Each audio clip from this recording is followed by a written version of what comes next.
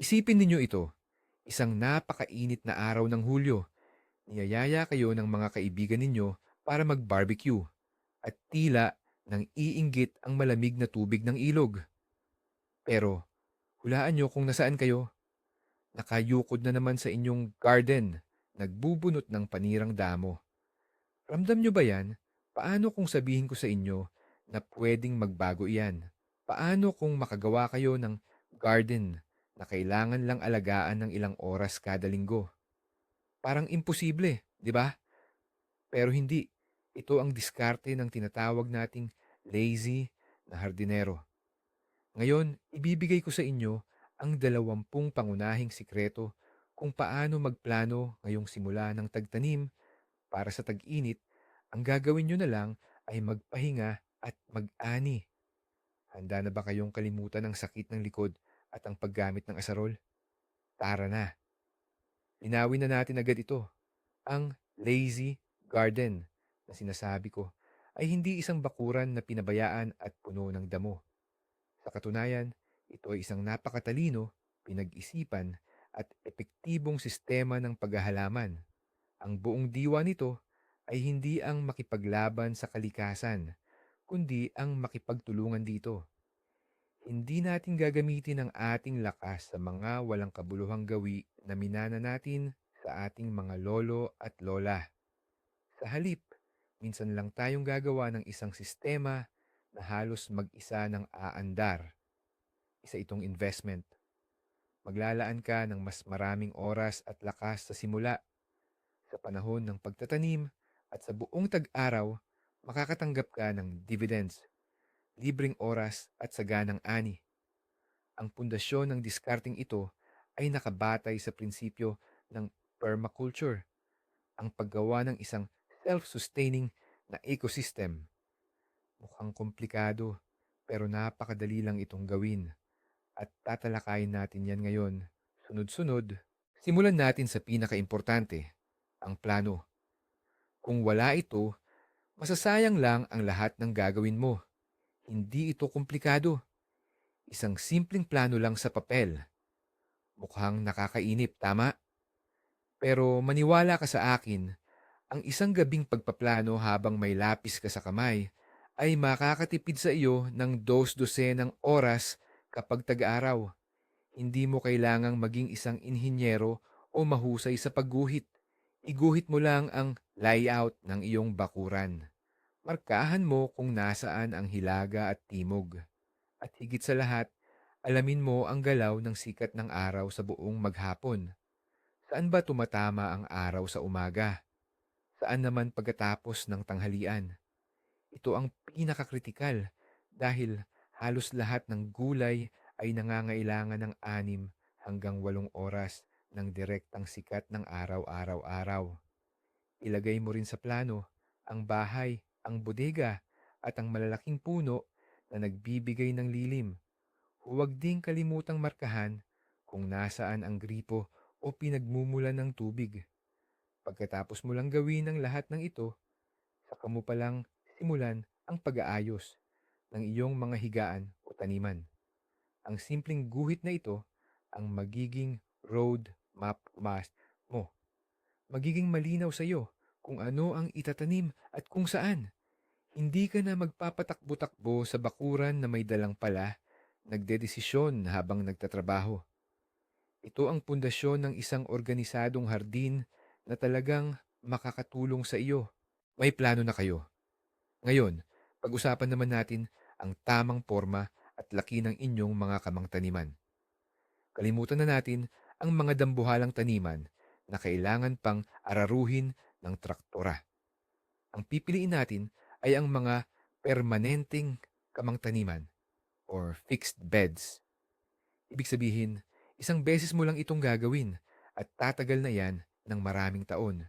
Ang pinakamalaking pagkakamali ng mga nagsisimula ay ang paggawa ng sobrang laking kama. Tandaan ang gintong patakaran. Dapat madali mong maabot ang gitna ng taniman mula sa magkabilang gilid nang hindi ka tumatapak sa lupa. Ang perpektong lapad ay 70 sentimetro, subay centimeters hanggang 1 metro, 1 meter. Yun na ang maximum. Ang haba naman ay bahala na kayo. Bakit bawal tapakan ang lupa sa taniman? Dahil sa pagtapak, nakukompres ang lupa, humihina ang daloy ng hangin patungo sa ugat ng halaman at naaabala ang pamumuhay ng mga beneficial na mikroorganismo. Ang gusto natin, hayaan lang nating magtrabaho ang kalikasan para sa atin. Kapag nakagawa ka ng makikitid na kamang taniman, kalilimutan mo ng tumapak pa sa lupa kung saan nakatanim ang mga gulay mo. Simple lang ito, pero ito ang magpapabago sa lahat. Ang susunod na hakbang sa ating plano ay ang mga daanan. Opo, daanan talaga, hindi taniman. Sa tamad na paghahalaman, lazy gardening, kasing halaga ng mismong halaman ang mga daanan. Kailangan itong permanente at hindi na kailangan pang ayusin o linisin. Ano ang ibig sabihin nito? Minsan mo lang tukuyin kung saan ka dadaan, tapos lalagyan mo na ng matibay na pantakip. Maraming pagpipilian, depende sa budget mo. Ang pinakasimple at eco-friendly ay tabunan ang daanan ng makapal na sapin ng pinagtabasan, wood chips o balat ng puno. Pipigilan nito ang pagdami ng damo at pagdating ng panahon, magiging pataba pa ito. Kung mas gusto mo ng pangmatagalan, latagan mo ng tela o lumang karton at patungan ng buhangin, graba o kaya ay tiles. Ang pangunahing layunin ay gumawa ng daanan na hindi tutubuan ng damo. Hindi mo aakalaing gaano kalaking oras at pagod ang matitipid mo kapag hindi mo na kailangang magbunot ng damo sa mga daanan linggo-linggo. Ito ang isa pang bahagi ng sistema na ginagawa mo lang minsan. Pero, mai-enjoy mo ang benepisyo sa loob ng maraming taon. Ngayon, pag-usapan natin ang pag-angat o upgrade ng ating mga taniman. Kung gusto ninyong maging mas madali at mas epektibo ang inyong paghahalaman, ang tinatawag nating tamad na paghahalaman, subukan ninyo ang raised beds o ang warm beds. Ito ay simpleng kahon lang na walang ilalim, na may taas na 20 hanggang 40 sentimetro. Pwede itong ipinako gamit ang kahoy, fiber cement, or bumili na lang ng ready-made na harang. Ano ba ang ganda at ang sikreto nito? Una, hindi mo na kailangang magkuba sa pagtatrabaho. Dahil mataas ang kama, hindi mo na kailangang yumuko ng sobra-sobra, kaya't siguradong magpapasalamat ang inyong likod sa ginhawa. Pangalawa, ang ganitong kama ay pinupuno mo ayon sa prinsipyo ng layering or parang naglalatag ka ng layered pie. Sa pinakailalim, ilalagay ang mga sanga, tuyong dahon, papel, kahit anong organikong bagay. Pagkatapos ay susundan ito ng layer ng compost at lupa.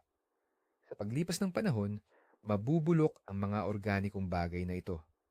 Ang proseso ng pagbulok ay naglalabas ng init, kaya't mas pinaiinit ang lupa at nagbibigay din ng sustansya sa mga halaman. Dahil mas mabilis uminit ang lupa, mas maaga kang makakapagtanim at mas maaga ka ring makakaani.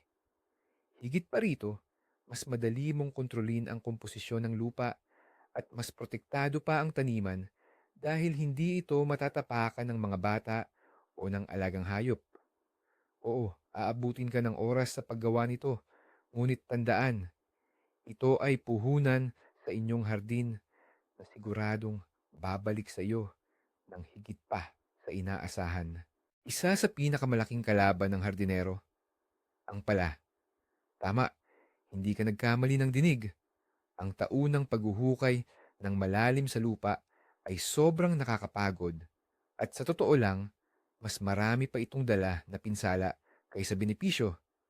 Sa tuwing binabaligtad natin ang mga tipak ng lupa, sinisira natin ang natural nitong istruktura at pinapatay natin ang bilyon-bilyong beneficial microorganisms at mga bulate, earthworms, na siyang lumilikha ng pagiging mataba ng lupa. Ang tamad na hardinero ay sumusunod sa prinsipyo ng no-dig o walang paghuhukay. Kaya ano ba ang dapat gawin? Mag-araro o magkalaykay lang sa ibabaw ng lupa gamit ang garden fork o iba pang panghukay, mga 5 hanggang 7 sentimetro lang ang lalim. Sapat na iyan para basagin ng matigas na ibabaw at pahusayin ang pagpasok ng hangin. Ang lahat ng natitirang trabaho ay gagawin na para sa atin ng mga ugat ng halaman, mga bulate, at mga mikrobyo. Sila mismo ang lilikha ng tamang daanan at istruktura sa lupa. Sa pagtalikod mo sa pala, hindi lang kalakasan mo ang matitipid, kundi matutulungan mo rin ang lupa mo na maging mas malusog, mas buhay, at mas mataba. Isa itong tunay na revolusyon sa pag-iisip. Tumigil na tayo sa paghuhukay. Ang tanong, paano natin mapapaganda ang lupa? Ang sagot ay simple lang. Pakainin lang natin ito mula sa ibabaw. Gaya lang iyan ang nangyayari sa kalikasan, sa kagubatan.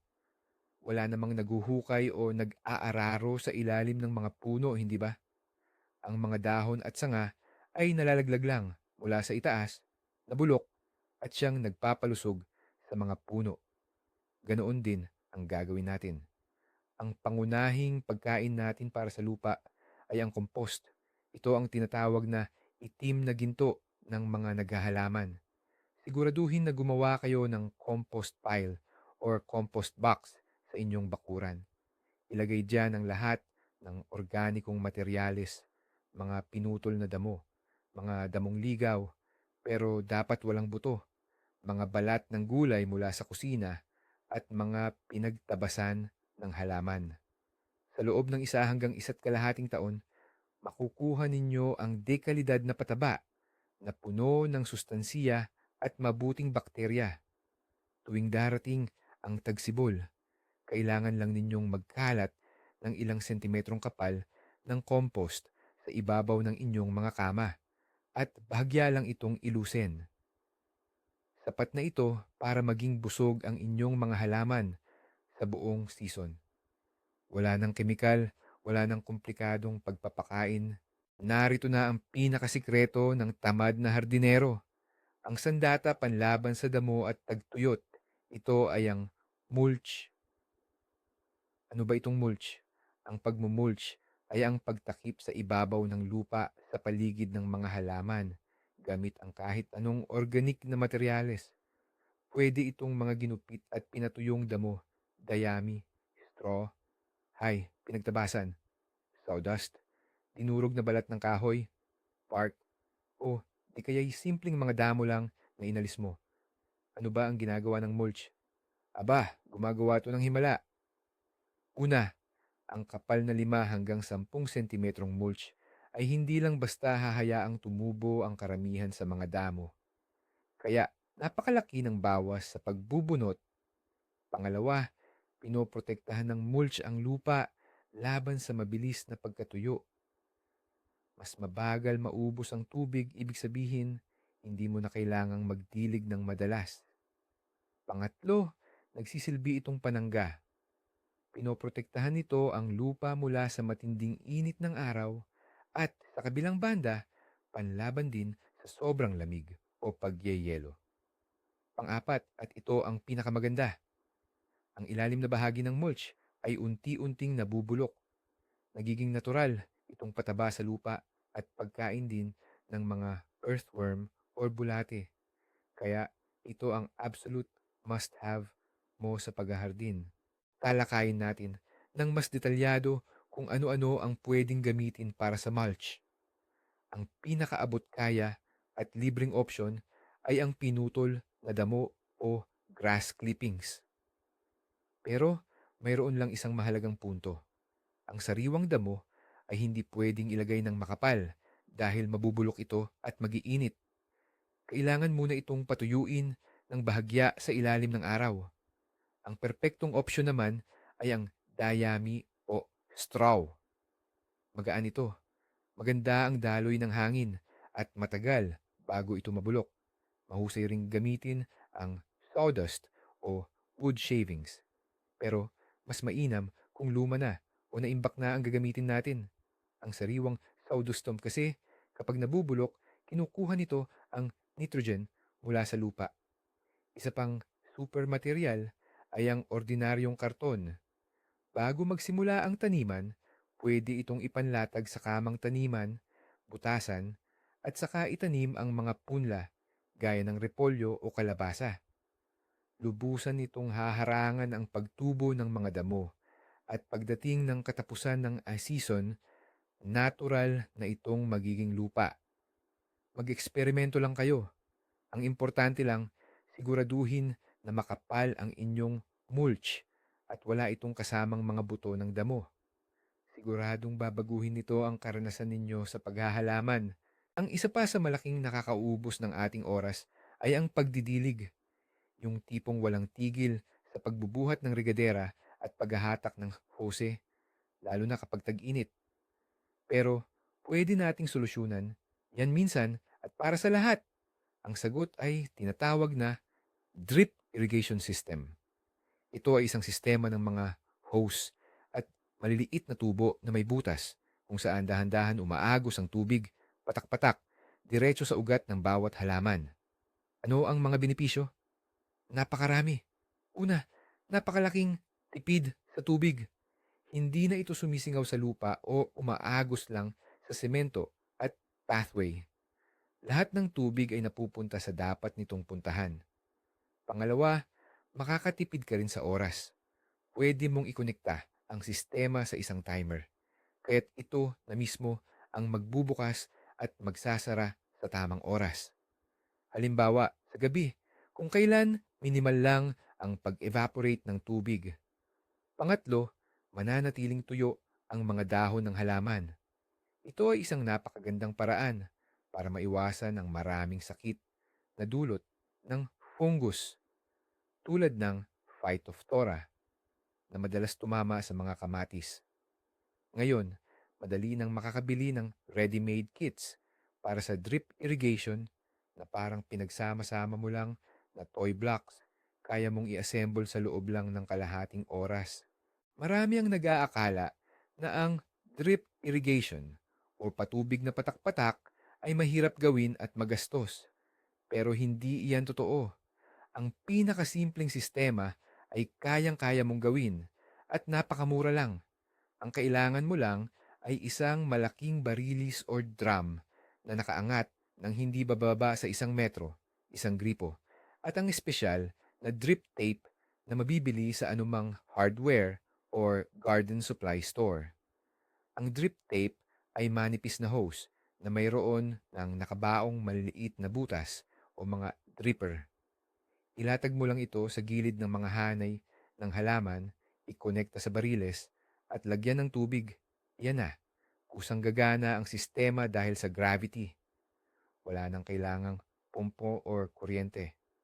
Ang maganda pa, umiinit ang tubig sa bariles dahil sa init ng araw na paboritong paborito ng mga tanim. Dagdag pa, kung lalagyan mo ng liquid organic fertilizer ang tubig, dalawang benepisyo na ang makukuha mo, patubig at pataba. Sa paglaan mo lang ng 1 araw para i-install ang sistemang ito, malaya ka na sa nakakapagod na pagdidilig sa buong tag-init. Ngayon naman, pag-usapan natin kung ano ang itatanim. Ang tamang pagpili ng halaman ay kalahati na ng tagumpay sa isang tamad na gulayan. Kalimutan na natin ang mga maselang at eksotikong uri na nangangailangan ng palagi ang atensyon. Ang pipiliin natin ay ang mga subok na, mga lokal na uri na matibay sa sakit at peste. Pag-aralan kung anong mga pananim ang talagang tumutubo ng maayos sa inyong klima. Huwag mong pilitin na magtanim ng pakwan sa malamig na lugar kung wala namang greenhouse. Pumili ng mga halaman na may iba't ibang panahon ng paghinog para ang ani ay sunod-sunod na dumarating, hindi biglaan. At ang pinakamahalaga sa lahat, huwag kang magtanim ng higit pa sa kaya mong ubusin o iproseso. Mas mainam na magkaroon ng 5 busy ng kamatis na inaalagaan ng mabuti at punong-puno ng bunga kaysa sa isang buong taniman na puno ng damo at tinamaan ng sakit. Ang kasakiman ang pangunahing kaaway ng isang tamad na hardinero. Maging realista ka lang at ang iyong gulayan ay magbibigay sa iyo ng masaganang ani nang hindi ka masyadong mapapagod. Simulan na nating ilista ang top 5 ng mga gulay na tamad o madaling-madaling palakihin. Sa numero 1, walang duda, ang zucchini at mga kauri nito. Parang tumutubo na lang sila mag-isa. Kailangan lang magtanim ng buto sa matabang lupa at diligan. Isang puno lang, kaya nang punuin ng ani ang buong pamilya. Pangalawa, ang mga dahon-dahon na gulay. Ang lettuce, spinach, at arugula. Mabilis silang tumubo at halos hindi kailangan ng atensyon. Naghahasik ka lang at paglipas ng 3 hanggang 4 na linggo, pwede ka nang mag-ani ng sariwang dahon. Pangatlo, ang mga sitaw at gisantes. Hindi lang sila nagbibigay ng masarap na ani, nagpapayaman pa sila sa lupa ng nitrogen. Kailangan nila ng patungan, pero bukod doon, napakadali na nilang alagaan. Pang-apat, ibibigay ko ito sa kalabasa. Kailangan niya ng malaking espasyo. Pero kung hahayaan mo lang siyang umakyat sa bakod or gumapang sa compost pile, hindi na niya kailangan ng halos anumang pag-aalaga. At sa taglagas, bibigyan ka niya ng malalaking bunga. At sa panglima, ang mga root crops o lamang ugat tulad ng labanos, beets at karot. Ang pinakamahalaga lang ay manipisan mo sila sa tamang oras. At pagkatapos niyan, tutubo na sila mag-isa sa ilalim ng sapin ng mulch. Gusto mo bang mas mapagaan pa ang buhay mo? Magtanim ka ng mga perennial. Ito yung mga halaman na isang beses mo lang itatanim, pero taon-taon ka nang aani. Para sa mga gustong mag-garden pero ayaw magpagod, ito ang tunay na solusyon. Kasama rito, halimbawa, ang sorrel at rhubarb. Sila ang isa sa mga unang tumutubo pagdating ng tagsibol at ang kailangan lang nila ay diligan. Tingnan mo ang iba't ibang uri ng sibuyas.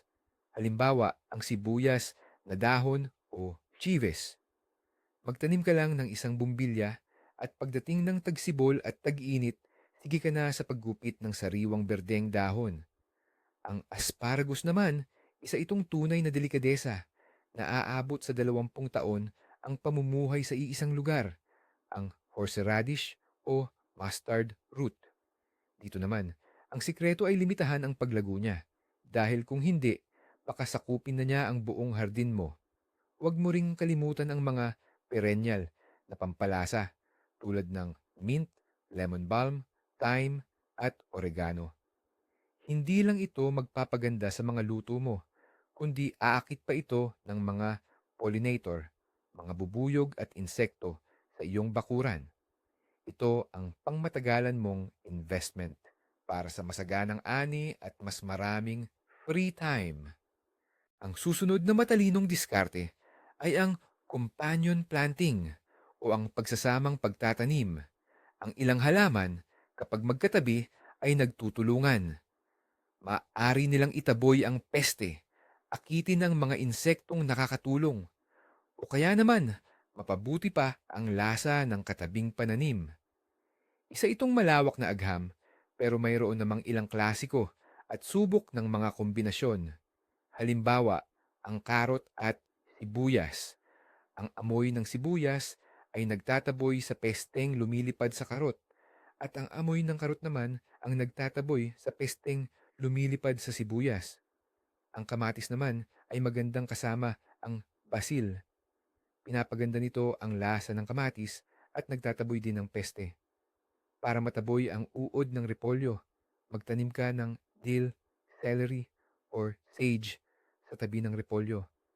Ang mga marigolds naman, kapag itinanim sa paligid ng taniman, ay hindi lang nagpapaganda ng hardin, kundi nagpoprotekta pa sa maraming pananim mula sa mga pesteng nasa lupa, tulad ng nematode. Sa paggamit ng mga natural na alyansang ito, malaki ang mababawas mo sa paggamit ng mga kemikal na proteksyon. Dahil dito, magiging mas malusog at mas matatag ang iyong hardin. May isa pa tayong trick para sa mga tamad pero wise na hardinero, ang paggamit ng cover crops o mas kilala bilang berdeng pataba. Ang mga halaman na ito ay hindi tinatanim para anihin, kundi para pagandahin at pagalingin ang kalidad ng lupa. Paano ito gumagana? Kapag may bakanting kamana kayo, halimbawa, pagkatapos ninyong anihin ang maagang labanos o sibuyas, huwag na huwag ninyong iiwanan itong walang tanim. Tandaan, ang hubot-hubad na lupa ay parang imbitasyon sa mga damo, weeds, na manira. Sa halip, magtanim kayo ng cover crops tulad ng mustasa, facelia, oats, or raye. Napakabilis nilang tumubo, kaya nakakagawa sila ng makapal na berdeng alpombra na pumipigil sa pagdami ng damo. Bukod pa riyan, ang malalakas nilang ugat ang mismong nagpapalambot ng lupa, mas epektibo pa sa anumang pala. Kapag sapat na ang laki nila, pero bago pa mamulaklak, putulin nyo lang at iwanan sa mismong kama para magsilbing mulch. Sa pagbulok ng berdeng material na ito, natural na yayaman ang inyong lupa sa nitrogen at organic matter. Ito ang pinakapayak at pinakamurang paraan para mapataas ang fertility ng inyong lupain at maging malusog ito nang hindi na ninyo kailangan pang mag-abono or maghukay ng malalim. Pag-usapan natin ang tamang diskarte sa pagtatanim. Alam nating ang nakasanayang paraan ay ang pagtatanim ng sunod-sunod at diretso sa linya. Pero sa totoo lang, hindi ito ang pinakamainam. Sa mas pinadaling paghahalaman, mas maganda kung gagamit tayo ng block planting o masinsinang pagtatanim. Sa halip na isang linya lang ng halaman, magtanim tayo ng ilang linya na nakaayos ng staggered o salasala para mapuno natin ang buong espasyo ng taniman. Halimbawa, hindi lang isang linya ng beetroot ang itatanim mo, kundi 3 o 4. Ano ang bentahin nito? Kapag lumaki na ang mga halaman, magtatakip ang kanilang mga dahon, kaya lilikha sila ng isang siksik na berdeng banig. Sisiguraduhin ng banig na ito na may lilimang lupa, kaya hindi na kailangan pang tanggalin ang damo at mas mananatili pa ang moisture or tubig.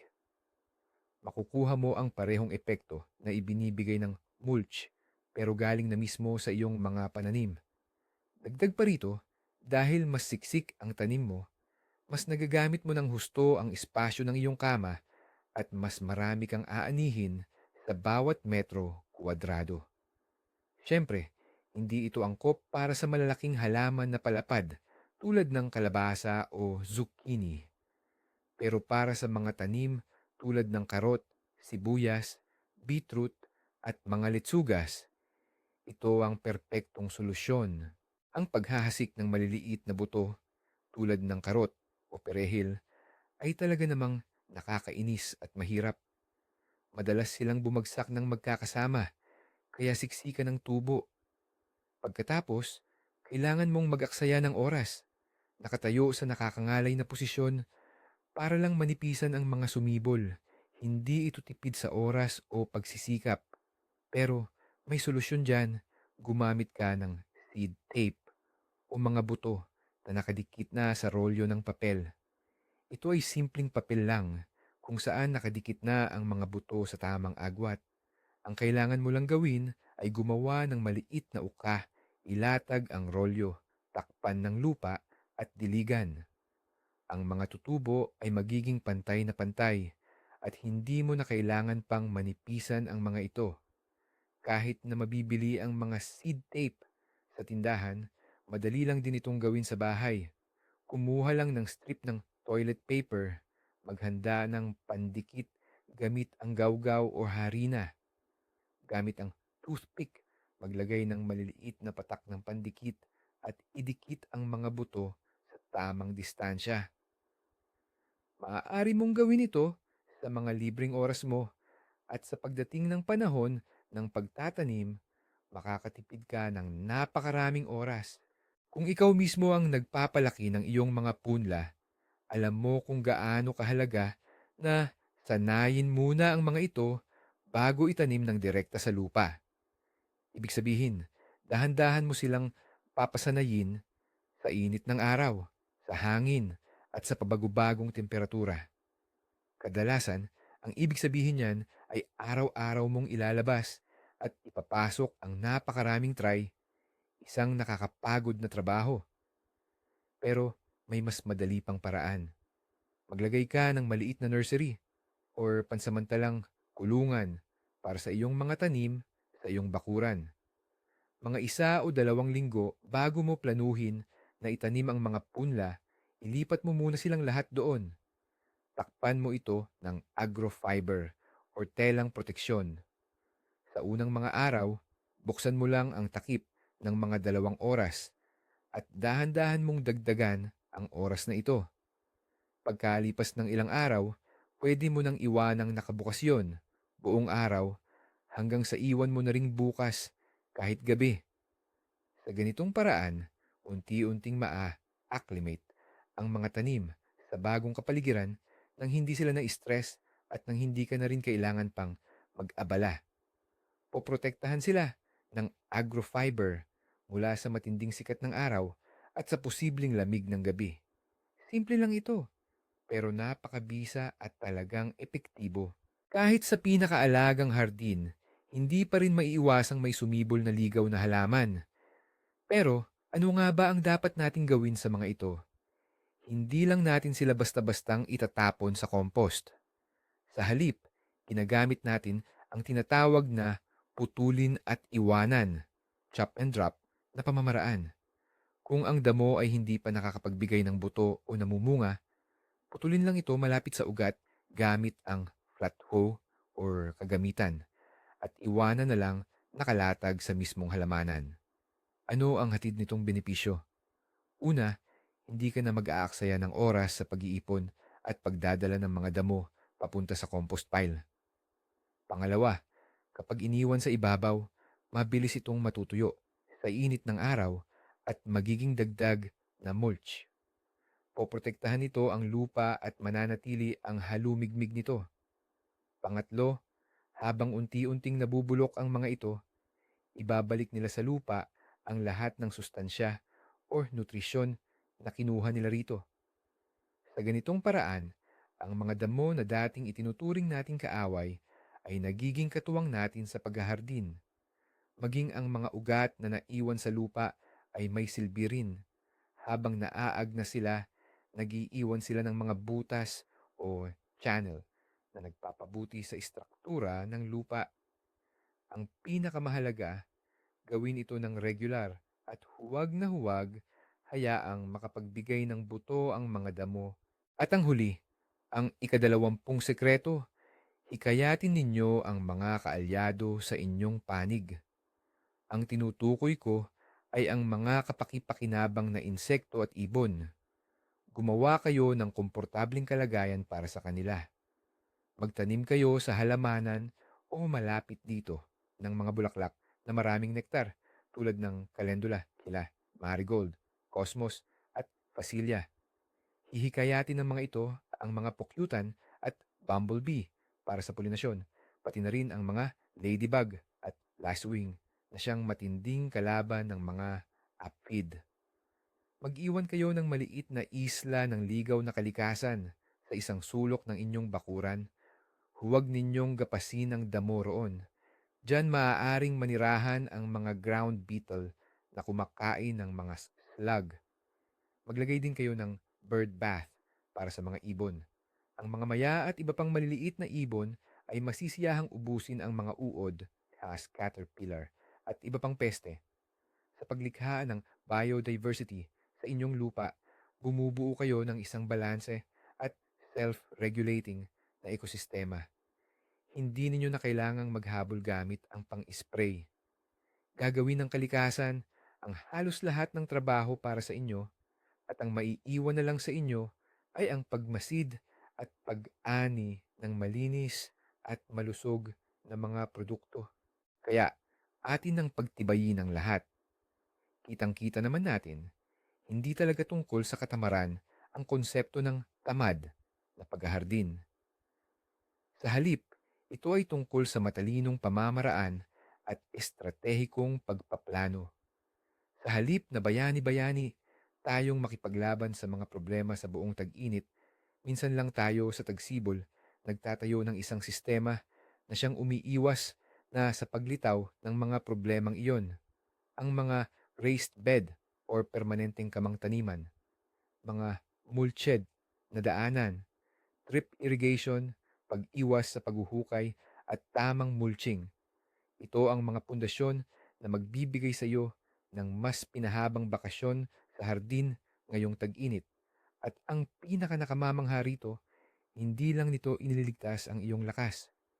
Sa katunayan, pinapalakas at pinapasigla pa nito ang lupa, kaya nagiging mas malusog, buhay, at mas mataba ito taon-taon. Bumababa ang oras ng iyong pagtatrabaho, pero tumataas naman ang iyong ani. Hindi ba't parang salamangka iyan? Titigil ka sa pagiging simpleng trabahador sa sarili mong hardin at magiging isang matalinong tagapamahala, isang konduktor na nagbibigay lang ng tamang tono. At hahayaan mo na ang kalikasan ang maglaro ng sarili niyang napakagandang simponiya. Maraming salamat sa panunood ng video na ito hanggang sa huli. Kung nakatulong ito sa iyo, huwag kalimutang mag-subscribe sa channel at mag-iwan ng like. At ngayon, may tanong ako para sa iyo. Ano ang iyong pangunahing sikreto o life hack para sa tamad? Pero sobrang aning hardin, ibahagi mo ang iyong karanasan sa comment section. Sama-sama tayong bumuo ng pinakamahusay na koleksyon ng mga tip